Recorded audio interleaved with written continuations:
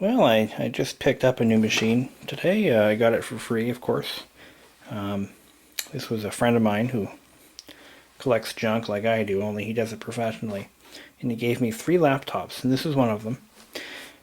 And this has a lot of personal connections to me as well, and I'll explain in a bit. This is a Zenith SupersPort. This is the base model. Dual floppy drive, both 720K drives. And it has a unique hinge system, and I'll show that to you. It opens up this far, and then you push it further back, and it moves these actual hinge assemblies. This is the 8088 model. Now, when I was in high school, probably around 10th grade or so, I was really heavy into wheeling and dealing vintage computers. That's how I got into this hobby. And, well, that's the result of it, I should say. And the deal was, I actually had several SuperSport machines. I had one 8088 model with a hard drive, 20 meg hard drive. And I had 3 SuperSport 286s. Between the 3 286s, I made one really nice machine for myself. And that was my primary portable machine throughout 10th grade. It had the optional battery pack, which actually stuck out about this far, if you can imagine that. It actually clips on to these two holes here and locks in place. Now imagine that. It looks a little bit like a telephone receiver, and it had a notch in the bottom of it to clear these ports in the back so that they were still accessible. That battery pack actually had a built-in charging circuit that would actually, it plugged into the laptop right through this port here, okay, as you were clipping it in, and you would plug your power supply into the back of the battery. So the entire charging circuit was housed within the battery case. So whenever you replaced the battery, as the cells had depleted, you would disassemble the battery case and replace the pack of NiCad cells that were in there. The 286 is a little bit slightly different from this model. This is probably dates back to about 1986, 87, and the 286 model it had some slight visual changes into the ports in the back. I don't remember exactly what the differences were, but the keyboard layout was different. It had a much more traditional keyboard layout. This one has the arrow keys in the bottom here, and the function key. And I remember the 286 was kind of straight across, so it had a more modern laptop layout. The display was exactly the same. Actually, no, I'm sorry. The 286, I believe, there was a VGA option, or maybe that was the SuperSport 386. I don't remember. But at one point, they had a VGA monitor optional. This one is a standard CGA graphics display. A couple of other things here. So when you bought the basic machine, I don't believe you got a battery with it. I think you got exactly what you see here. And underneath, you have a carry handle. Now, a fully featured version of this with the battery weighs roughly 20 pounds. So you can imagine me walking or riding my bike to school carrying a machine this big with an additional 3 inches off the back, weighing around 20 pounds. And I wonder why my back hurts today. Believe me, it does. That thing was heavy. I think I ran DOS 3.2 on it. Yeah, DOS 3.2, I think I ran, or 3.3, that's what I ran. And it had a built-in 30 megabyte hard drive. It was a 3.5 inch, slightly thicker than a standard drive today. It had mine had 1 megabyte of RAM, and it was slow, but it did everything I wanted. I would run WordPerfect 5.1 on it, and that's how I typed a lot of my stuff in class. Now, another feature with that battery pack we're talking about is the charging circuit had a cooling fan that was internal to the battery pack.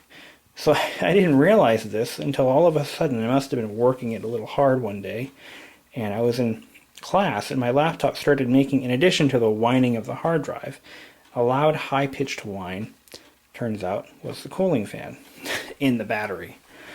Another interesting thing about these is they all seem to suffer from the same design flaws. If you notice, this section of plastic has actually started to bow downward, because when closed, the hinge is under constant spring tension, and it adds the tension. Now this one's actually falling apart. Jeez. It adds tension to this here and causes it to kind of flex downward. This particular machine I'm not going to restore. I'm going to clean it up and display it at work in my display case. It does run. It's fully functional, but it has a few flaws. Oh, one more design feature I wanted to show you. When the lid is closed, it puts pressure on this bar here, which hits a micro switch on the inside and shuts off the backlight. In its day, this was probably the most technologically advanced portable around, because not very many portables had optional hard disk drives. This one did. So let's fire it up. I've got my DOS 3 disk here.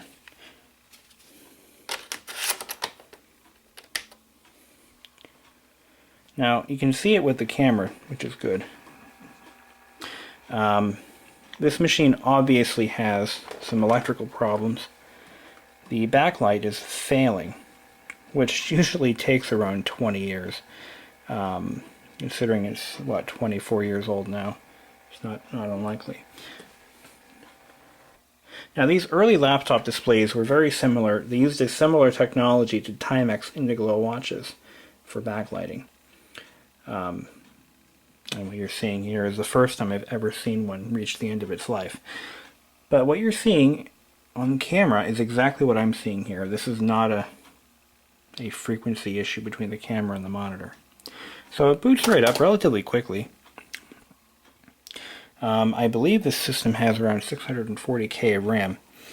I'm not sure about the 8088 model, but I know the 286 could boot into a hidden setup menu. So I'm going to try to do that right now. I couldn't really find... Uh-oh.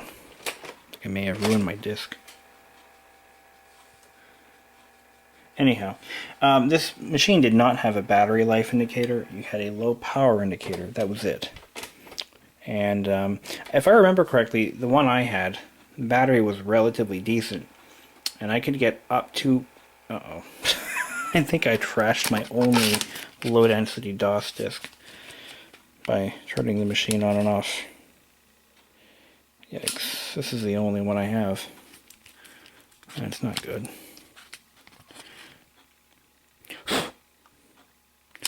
Anyway, yeah, they did. There was no. The battery was good for approximately 2 or 3 hours if it was a brand new battery, which is really cool. Not many machines get that today. It was a relatively low power machine. And I did clean this drive, by the way. I'm not sure if I ruined it or what.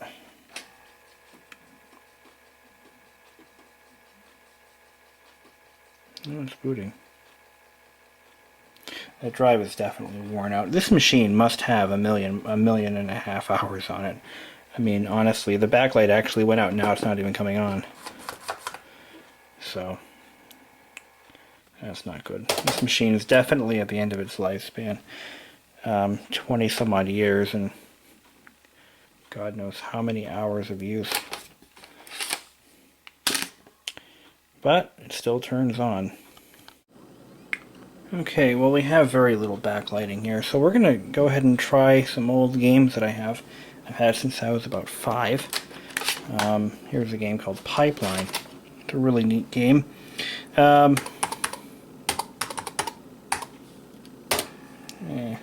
May or may not work. No? What is the command to start that game? Oh, I believe it is pipes. Or is it LTI? Is it LTI?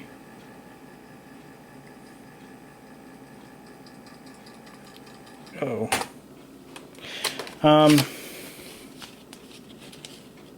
Okay, this drive is no good. I would just confirm that. I'm no longer going to put any discs in that drive. I can hear it eating my friggin' discs. So there must be a serious problem with this drive. Drive B is no better. So I'm going to just clean this thing up and not subjecting any of my floppy disks to its hungry drives. I just put a disc in there and I thought maybe the problem was with the disc. It made a horrible howling sound. And this is what it did. Yeah. So I'm going to say that this machine has outlived its life and will now spend the rest of its days in a display case. Sometimes you just have to know when to fold them and know when to hold them. And that's the end of this video. Oh yeah, there's screws missing. Beauteous.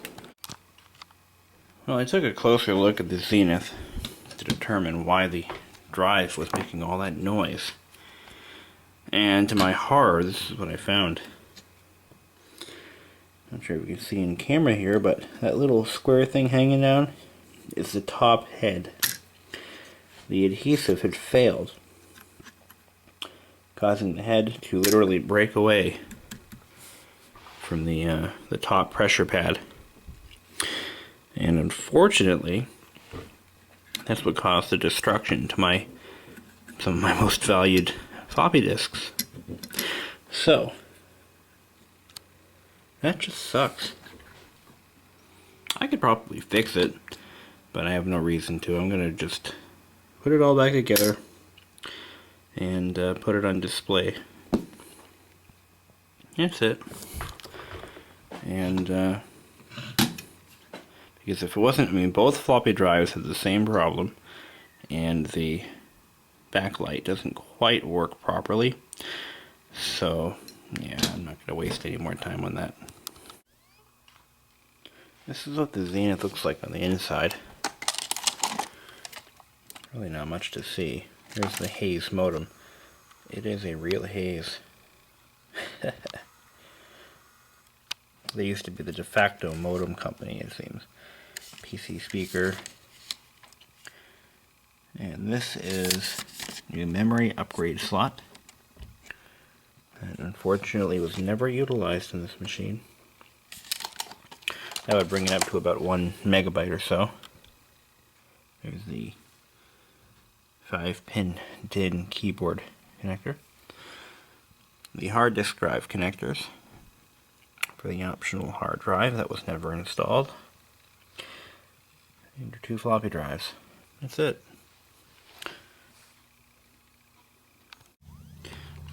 Underneath you have the optional math coprocessor slot and dip switches.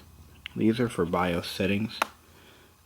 Back before they had BIOS settings screens. Typically before the 286 era, any changes to the system had to be done through dip switches. After that, a lot of machines started to have on-screen BIOS menus. Mid-1980s and later, it seems. Still don't know how old this machine is specifically, but I can tell you it was made between 1986 and 1989.